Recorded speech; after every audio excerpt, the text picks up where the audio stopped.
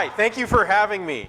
I'm a really loud person. I probably don't need this. Can you hear me? Do I need this? You can hear me? Okay, because this way I can walk amongst you and say hi. A little bit more about Greg and I. He's lying. We actually had a first date in Philadelphia. Didn't work out. Went our separate ways, but we stayed friends. So, thanks, brother. Yeah. Boy, that's a boring intro. I wore the same jacket in my photo so that you can know who I am. Can we take that off? I look old. Seriously, somebody move that slide. That's really creepy. No, keep going. I took notes because, Greg called me last night and said you have to do a speech. Yeah. And then Megan made fun of my notes because it's not on moleskin. Realtors give you pads of paper. That's what I use, but it's very, very important that I have these notes. So what was I going to talk about? Oh, yeah. I'm Ben Chung. I am. If you Google me or Bing me, or is that a thing, Bing? You'll come up with a professional poker player, which I am not. He's made like $9 million playing poker. I don't know how to play poker. The other Ben Chung you'll find is a Jabberwocky. Do you know what a Jabberwocky is? Yeah. It's a young guy and he dances, and I can't dance. And then all the other Ben Chungs for the next 60 pages are all dentists or oncologists. None of them. So I'm not the poker player, I'm not the Jabberwocky, and I'm not a dentist. The funny thing about the poker player is I was working at Chiat a long time ago in the early 2000s. I think some of you are probably still in elementary school.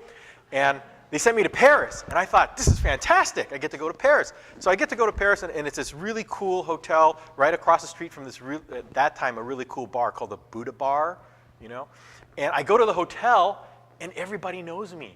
And I thought, son of a bitch, Chiat really has some sway. Like, everybody knows you. Like, oh, Mr. Chung, welcome back. I didn't pick up welcome back.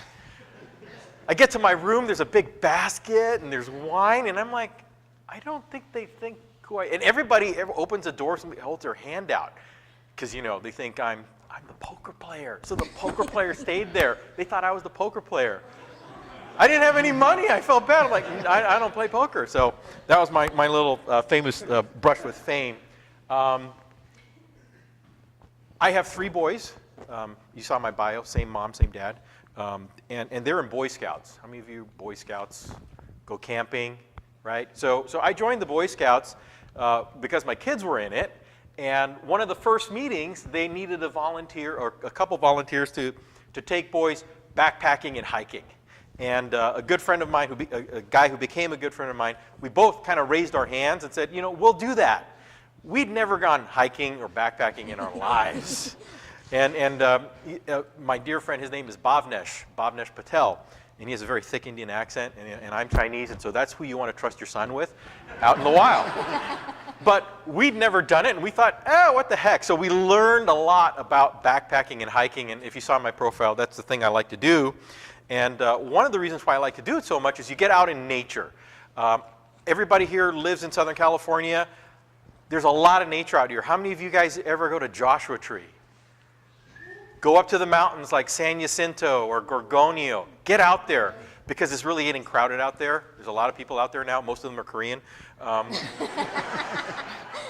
Is that inappropriate? How many Koreans here? Yeah! I'm not. I'm actually Singaporean. But so you go out in nature, and the great thing about nature is you really get to have an appreciation for all manner of life. And the cool thing about nature and animals and bugs and all that is they're very efficient, right? So nature is all about economy of motion. Everything is really focused on 2 things, survival and reproduction. So it's basically eating and the other thing.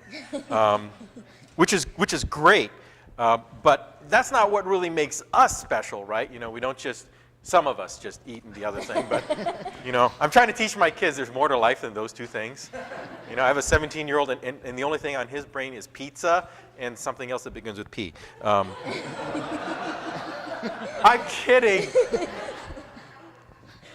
I don't even know if he likes girls. Wow,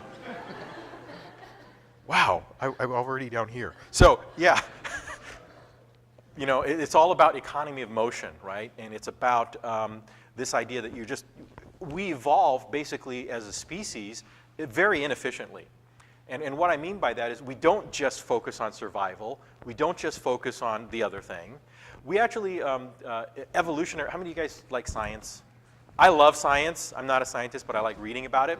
And one of the things I learned in science, reading about this subject, curiosity, is there's this notion called neoteny, Neoteny. And what that is in animals, it's the retention of juvenile characteristics that go beyond your juvenile stage, right? And humans as a species have the longest childhood. I mean, we're children pretty much forever. And we actually retain these juvenile characteristics far longer than any other animal, including plants. So we stay in this stage of being vulnerable, being weaker. All the other animals, you know, it's 6 months, a year, and then they're adults. And they can go out and kill their prey. We don't. We stay young until we're at least 40 before we can go out and make a living and, you know, be mature.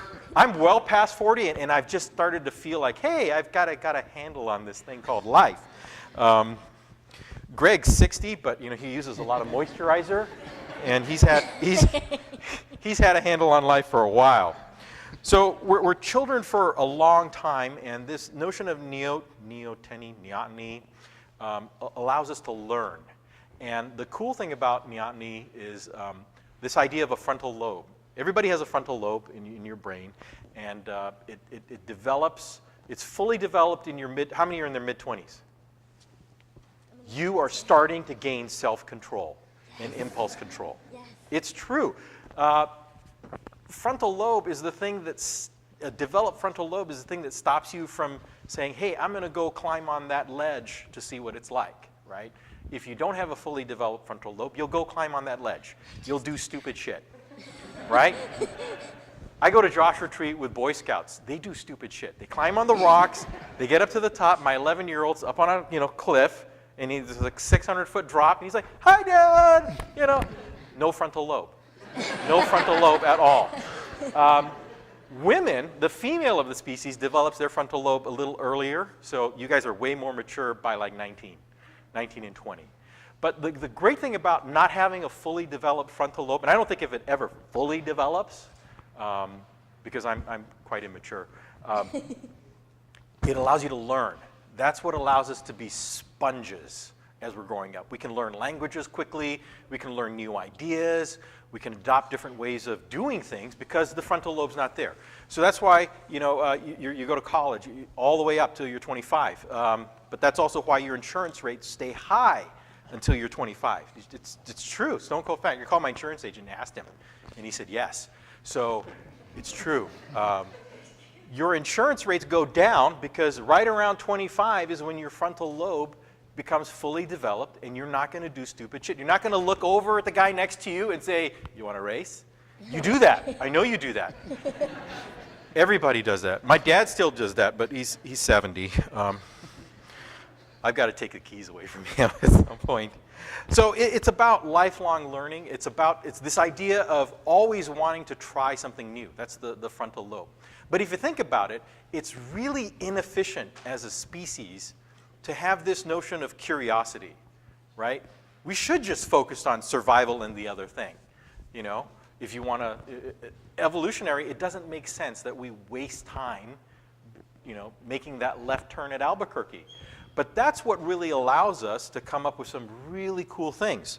I have to turn the page over because I ran out of paper on this side. So how many of you guys like robots? Are you scared of robots?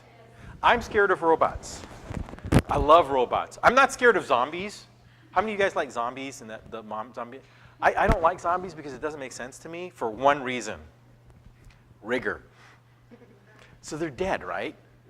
They don't make sense as monsters because they could only do that for like 12 hours before they're like, ah.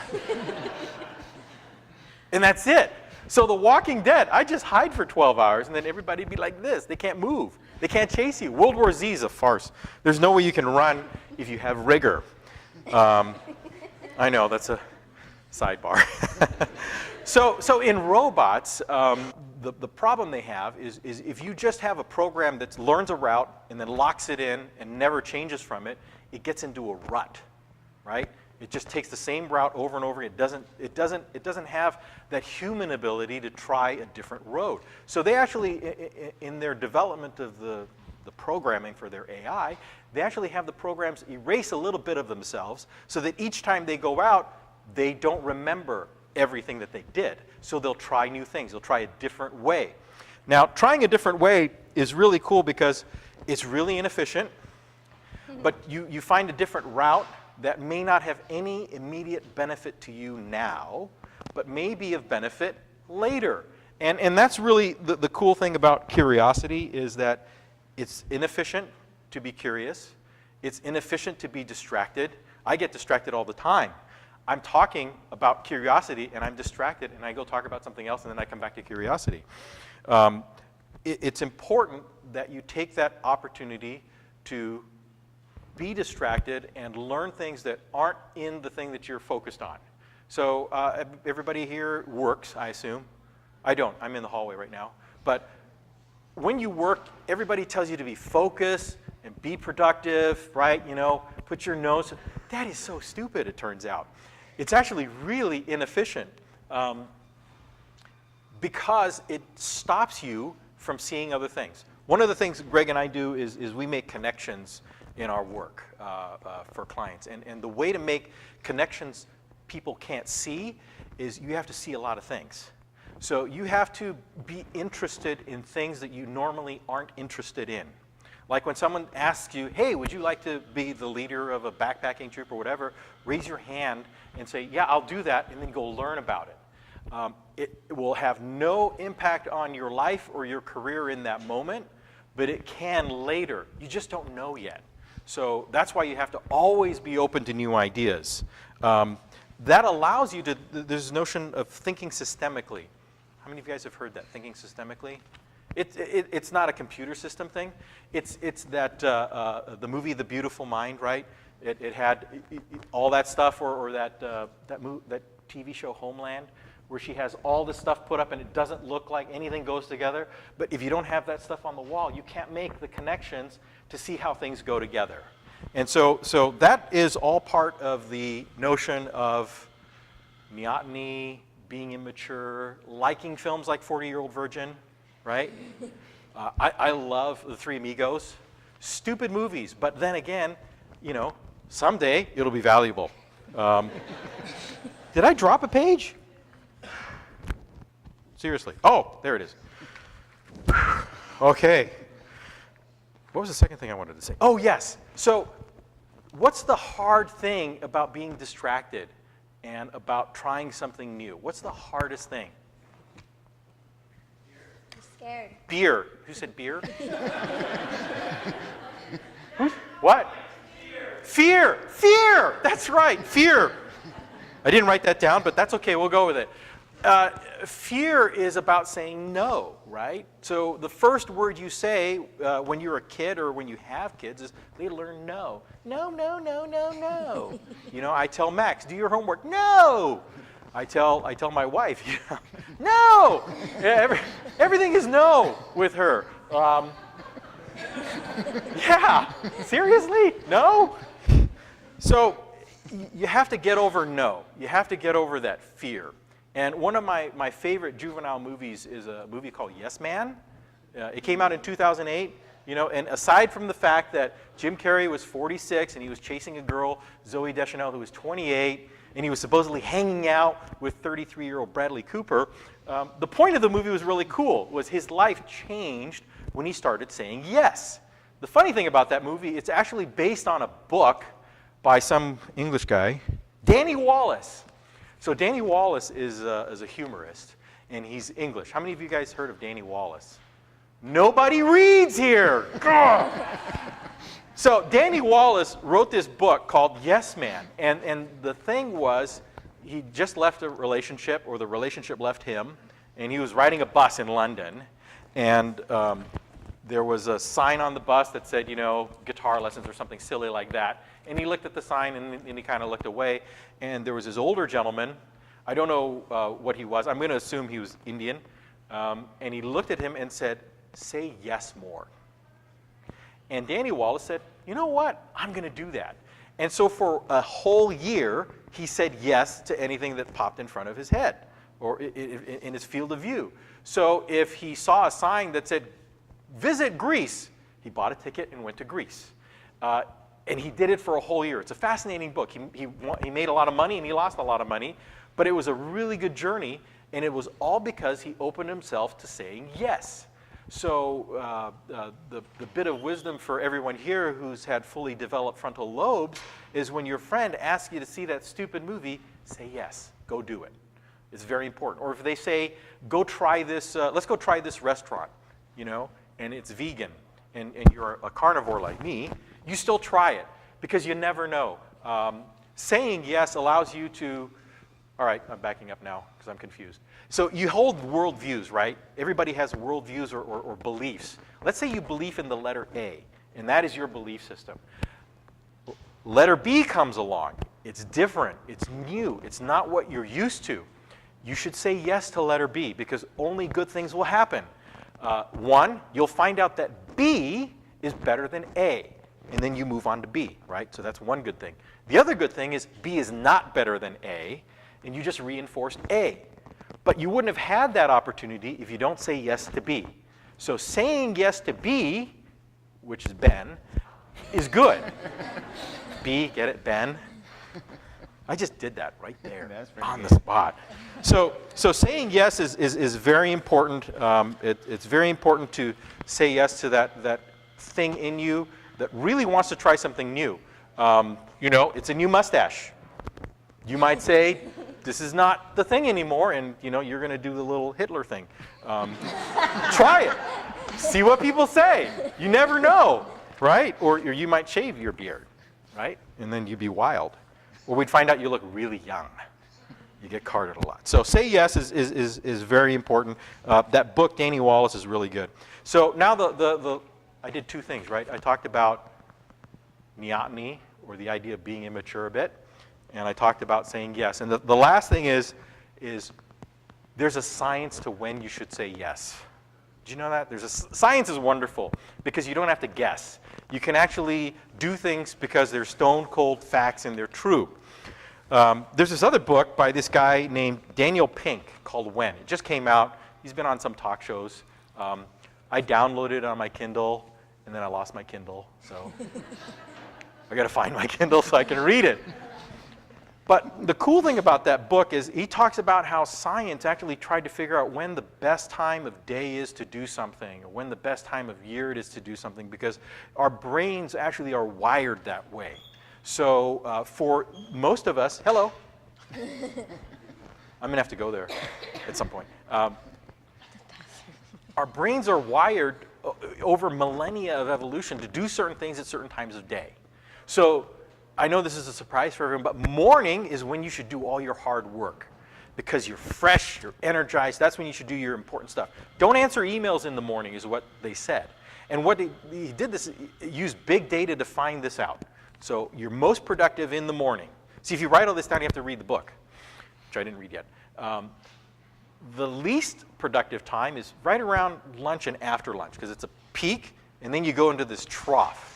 I think it's a sugar thing, right? You get that sugar rush from lunch, and then you kind of go into a trough. That's why the Spanish have it right. Siesta. Siesta is good. Because after your siesta, you come back, you have this period called recovery, and recovery is when you're most creative. So in the morning, do your hard work. If you're a banker, do your banking thing. Any bankers here? Any insurance people? Good, we have the right crowd. When I was at Chaite, I worked on one of the accounts I worked on was an insurance company called Principal Financial, and we went to visit them in Iowa, or as the French say, Iowa. That is the most boring town in the world. Des Moines. Anybody from Des Moines? Seriously, it is so boring. But that's insurance people. So on their mornings, they do a lot of insurance stuff. After lunch, do the boring stuff. Do your emails. Don't do anything heavy. Call Greg. After lunch, you can go into your recovery period, and that's when you do some really creative thinking, and that's when you should take a break, go out for a walk. Greg and I, how many of you guys heard about marijuana being legalized? Right? So before it was legalized, you had to go get a medical card, and Greg called me one day and said, dude, you want to go get a medical card? What? And I said, what? But it was like 4 o'clock, and I said, yeah, sure, why not? Let's go get a medical card. We actually didn't go get a medical card. We just had coffee. But we thought about it. So, we should have said yes. Because I thought that would be kind of cool, because now that it's legal, it'd be kind of cool to have had the card. I had a back pain, and I got this card. Don't do that stuff. It's a gateway drug. Don't touch it. It's bad. Bad. I did hear that it's different, though. I don't know, older guys who are like, kids of the 80s. Marijuana today is different. Back then, you could see like leaves. Now you can't even see the leaves. And they put other chemicals in it, and it's really not the same thing. That's what Greg told me. It's not the same thing. Not the same thing. So there are peaks and troughs and recovery. How many of you guys eat lunch at your desk? Bad! Don't do that. Get out. Get out and try something different. Try different foods. You may have to have more time in recovery, but try different things. Greg knows that one of the most important things, Greg knows that. Lunch is very important to me. Lunch is a priority. And I used to worked in advertising, I worked even in consulting, and the idea was you powered through lunch, right? We don't have time for lunch. You absolutely need to take a break for lunch to get out of the office, go try that Indian food place, have some shawarma. What the hell is that? Is that Indian? No? No, okay.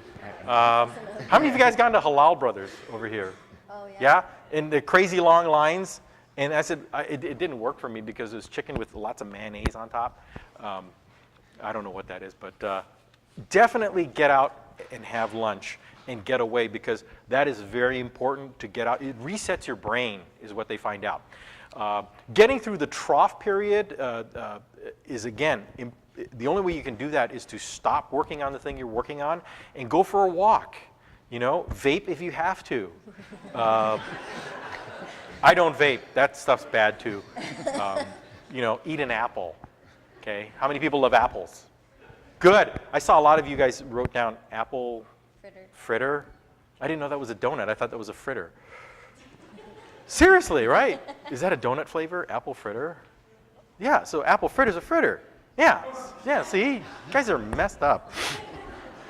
So, I guess in conclusion, we started out with. It's in our nature to be inefficient, okay? And that's what got us here. So now to all of a sudden say, I'm not going to be inefficient, I'm going to be totally focused, nose to the grindstone, you're going to be really boring. And when you die, no one will care. So don't do that. You have to keep learning new things. You have to keep that frontal lobe not totally closed down. The next thing is absolutely say yes, or see, or we. Whatever language is in your head, say yes. And when people present you with weird things like, let's go run a marathon, or let's go to the gym, try it. You might like it. I tried the gym. I didn't like it. It really hurt. My friend making me do these things, and I'm like, ow. So I'm not going back to the gym, but I tried it, so now I know. And the final thing is make lunch a priority. Take that break. Thank you.